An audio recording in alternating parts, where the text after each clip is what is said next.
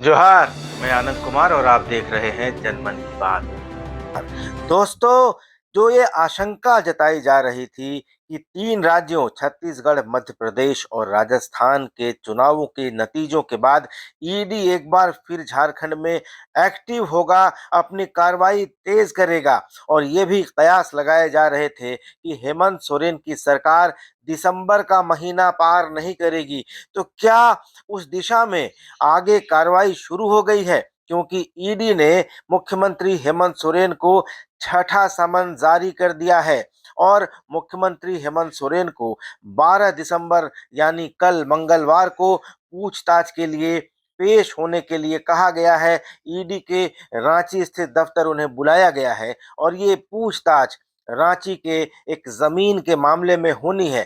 तो दोस्तों, माहौल अब पूरी तरह से गरमाने के आसार हैं, सियासी उथल-पुथल होने के आसार हैं और ऐसे वक्त में जब कांग्रेस के राज्यसभा सांसद, झारखंड से राज्यसभा सांसद धीरज साहू के यहाँ से 400 करोड़ रुपए से ज्यादा की बरामदगी की बात कही जा रही है, सियासी माहौल पूरे देश में गरमाया हुआ है, झारखंड चर्चा के केंद्र में है और इस बीच मुख्यमंत्री हेमंत सोरेन को ये छठा समन ईडी ने जारी कर दिया है। तो क्या झारखंड अगला निशाना है? क्या झारखंड में एक बार फिर सियासी उथल-पुथल की गूंज सुनाई दे रही है? क्या हेमंत सोरेन सरकार दिसंबर का महीना पार कर लेगी? इसको लेकर अब एक बार फिर कयास लगाए जाने लगे हैं।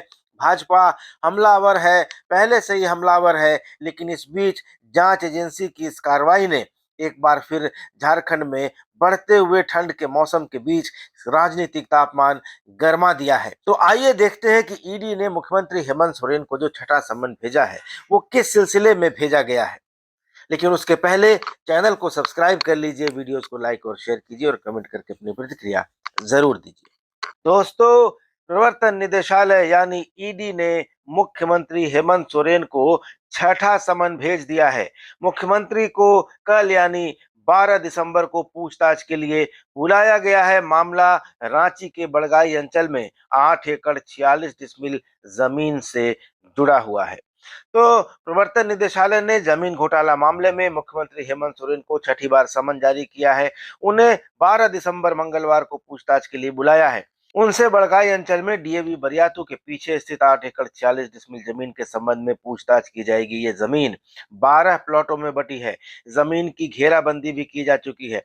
दोस्तों, आपको बता दें कि ईडी ने जब बड़गाई अंचल के तत्कालीन राजस्व उप निरीक्षक भानु प्रताप प्रसाद के आवास पर छापामारी की थी, तो वहां उसे कई जमीन के कागजात मिले थे। इसके पहले भी ईडी मुख्यमंत्री को 5 बार समन भेजकर बुला चुका है, लेकिन मुख्यमंत्री नहीं गए हैं। पहला समन उनको भेजा गया था और 14 अगस्त को इस साल पूछताछ के लिए बुलाया गया था, लेकिन सीएम हेमंत सोरेन ने ईडी को वापस एक चिट्ठी लिख दी थी। उसकी कार्रवाई को राजनीति से प्रेरित बताया था और कहा था कि वे ईडी की इस कार्रवाई के खिलाफ कोर्ट का रुख करेंगे। इसके बाद ईडी ने दूसरा समन भेजकर उनको 24 अगस्त को पूछताछ के लिए बुलाया, फिर भी हेमंत सोरेन वहां नहीं गए। तीसरा समन भेजा गया और 9 सितंबर को बुलाया गया। चौथा समन भेजकर 23 सितंबर को और पांचवा समन भेजकर 4 अक्टूबर को पूछताछ के लिए बुलाया गया, लेकिन हेमंत सोरेन ईडी के दफ्तर नहीं गए। और इन समन के बीच में मुख्यमंत्री हेमंत सोरेन की ओर से पहले सुप्रीम कोर्ट में याचिका लगाई गई। सुप्रीम कोर्ट में उन्हें कहा गया कि आप पहले हाई कोर्ट का रुख करें। उसके बाद मुख्यमंत्री हाई कोर्ट गए।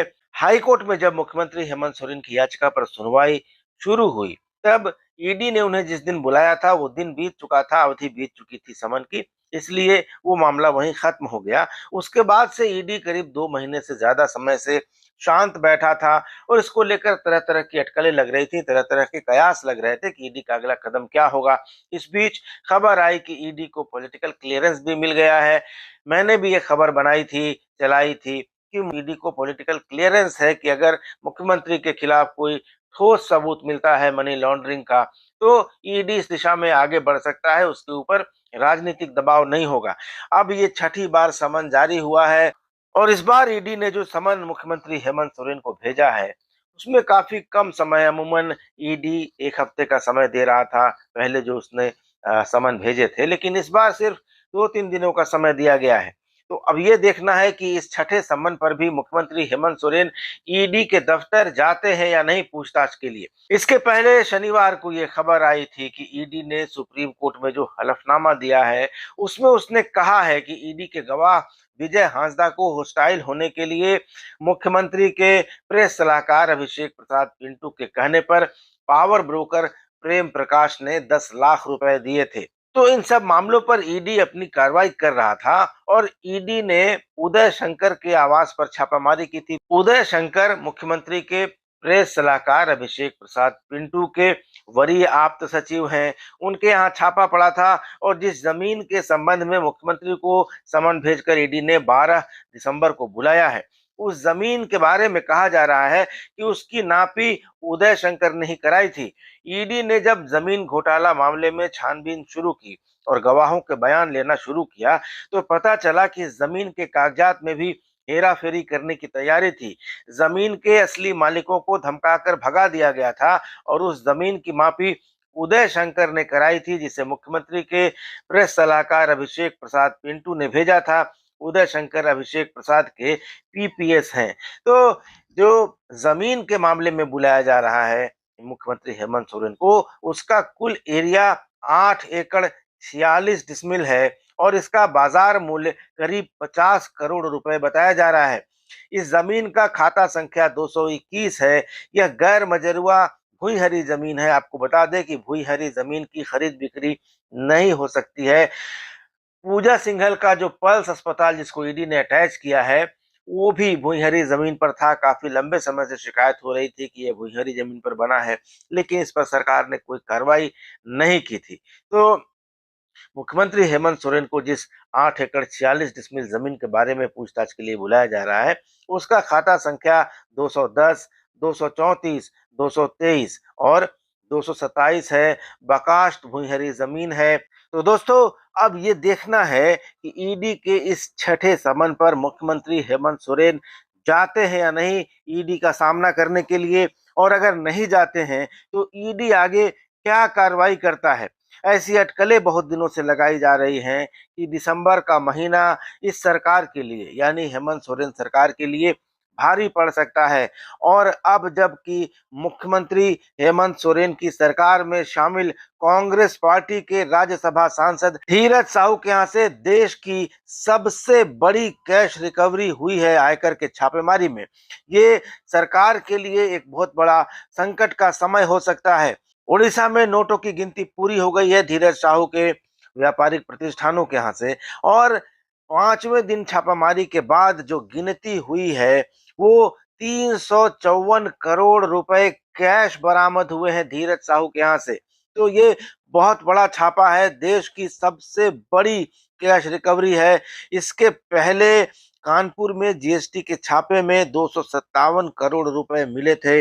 कानपुर के कारोबारी पीयूष जैन के यहाँ साल 2019 में यह छापेमारी हुई थी। इसके पहले 2018 में आयकर विभाग ने तमिलनाडु में एक सड़क निर्माण कंपनी के ठिकाने से 163 करोड़ रुपए नकद बरामद किए थे, लेकिन कांग्रेस के राज्यसभा सांसद धीरज साहू के 9 ठिकानों पर जो छापेमारी हुई है उसमें 354 करोड़ रुपए बरामद हुए हैं। प्रधानमंत्री नरेंद्र मोदी ने इस पर ट्वीट किया है, इस पर अमित शाह बोले हैं और यहाँ तक कि अब कांग्रेस ने भी धीरज साहू से किनारा कर लिया है। कांग्रेस का कहना है कि धीरज साहू के क्या बिजनेस है, क्या पैसा है, उससे कांग्रेस का कोई लेना देना नहीं है। और इतनी बड़ी कैश रिकवरी के बाद भाजपा पूरी तरह से हमलावर हो चुकी है हेमंत सोरेन सरकार पर, कांग्रेस पर, और इस बीच में ईडी का छठा समन आया है मुख्यमंत्री हेमंत सोरेन को। तो देखना है कि मुख्यमंत्री हेमंत सोरेन की तरफ से क्या कदम उठाया जाता है। क्या मुख्यमंत्री हेमंत सोरेन ईडी का सामना करने के लिए जाएंगे या फिर छठे समन को भी नजरअंदाज करेंगे, नहीं जाएंगे, और इसके बाद क्या पॉलिटिकल डेवलपमेंट होता है ये देखना भी दिलचस्प होगा, क्योंकि बहुत सारे लोग इस बात की आशंका जता रहे थे कि हेमंत सोरेन सरकार दिसंबर का महीना पार नहीं करेगी। जमशेदपुर पूर्वी के विधायक सरयू राय ये बात बोल चुके हैं।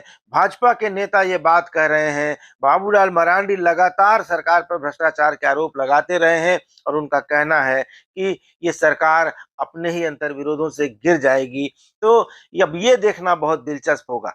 तो दोस्तों, ईडी के इस छठे समन ने झारखंड में सियासी तापमान को बढ़ा दिया है, जो धीरज साहू के यहाँ आयकर के छापे के बाद से पहले ही से बढ़ा हुआ था।